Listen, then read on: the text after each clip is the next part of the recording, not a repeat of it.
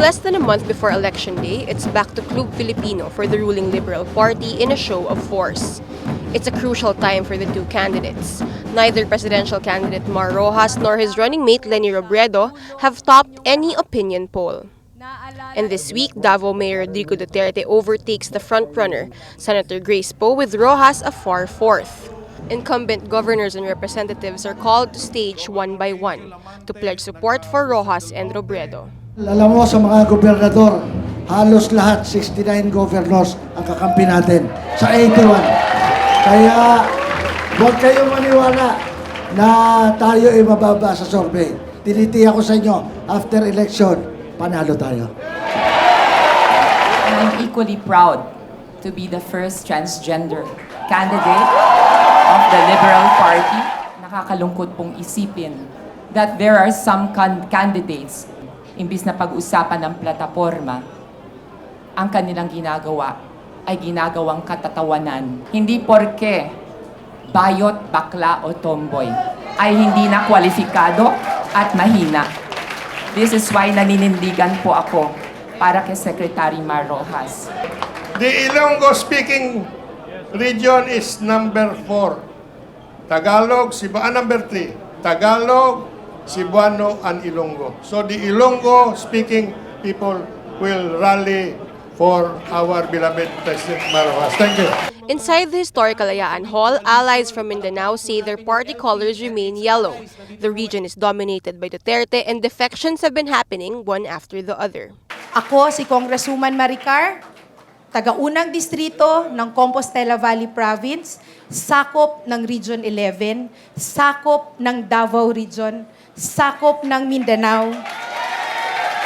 Usa ako ka Bisaya, usa ako ka taga Mindanao, ug hugot nga nagasuporta kay Presidente Mar Rojas ug Vice Presidente Leni Robredo. Officials from the National Capital Region, where Rojas and Robredo have paltry preference numbers, also reiterate support for the tandem. Ang premyadong lungsod po ng Makati ay solid kay Mar Rojas at Leni Robredo po. Sa lungsod ng Pasay, pipilitin namin ang magagawa namin at para po kami kay Secretary Mar Rojas at Leni Robredo. Allies see it as a reaffirmation of support. Critics dismiss it as a loyalty check for a party whose main bets struggled to dominate. For those who don the yellow of the Liberal Party, this is an election that they've already won. Decency, results, continuity is their battle cry. Mananalo tayo dahil hindi tayo korap.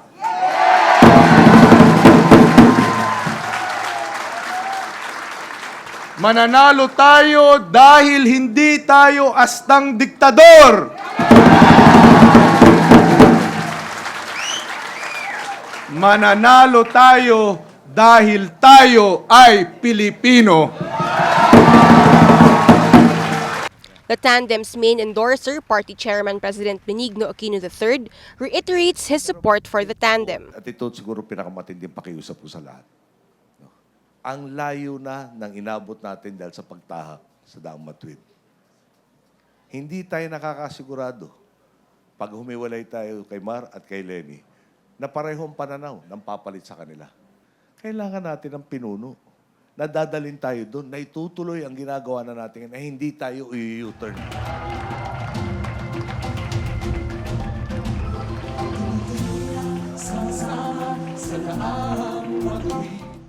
You can call it a show of force or a loyalty check, but at least one thing is clear.